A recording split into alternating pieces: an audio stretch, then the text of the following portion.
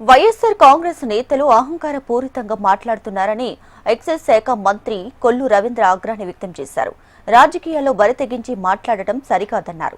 ప్రజలను రెచ్చగొట్టి శాంతి భద్రతలకు విఘాతం కలిగించేలా మాట్లాడటం సరికాదన్నారు. ఎవరైనా సరే హద్దు మీరి మాట్లాడితే పోలీసులు కఠినంగా వ్యవహరిస్తారన్నారు.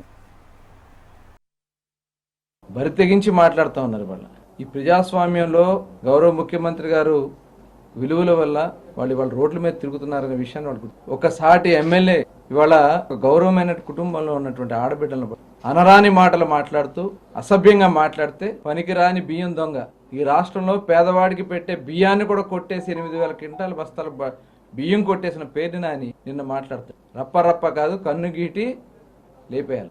ఎక్కడ పోతా ఉంది ప్రజాస్వామ్యం? ఏం చేయాలి ఇలాంటి నాయకుల్ని? ఒకసారి మనం అందరూ కూడా ఆలోచించాల్సిన. ఇవాళ ప్రజలు అన్ని గమనిస్తా ఉన్నారు, అది గుర్తుపెట్టుకోవాలి. ప్రతిదీ గమనిస్తా ఉన్నారు, ఎవరేం మాట్లాడుతున్నారు, ఎవరేం చేస్తా ఉన్నారు.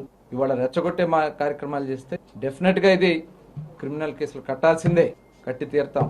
ఇది చాలా సీరియస్ గా తీసుకోవాల్సినటువంటి విషయం. ప్రజాస్వామ్యంలో ఇవాళ మాకు మ్యాండేట్ ఇచ్చి 94% సీట్లు గెలిపిస్తే ప్రజలు మాకు అధికారాన్ని ఇస్తే మేము చక్కటి పరిపాలన అందిస్తా ఉంటే ఇవాళ మీరు రెచ్చగొడుతూ మీ నాయకుడు కారులతో తొక్కి కార్ల కింద పడేసి మీ కార్యకర్తల్ని నల్లులు నలిపేసుకోవచ్చు. ఇవాళ మీరు రెచ్చగొట్టే కార్యక్రమాలు చేస్తే మటుకు చూస్తూ ఊరుకునే సమస్య లేదు. ఈ రాష్ట్రంలో శాంతి భద్రతలు మాకు ముఖ్యం. ఈ రాష్ట్ర ప్రజల మాన ప్రాణాలు కాపాడాల్సిన బాధ్యత మాకుంది.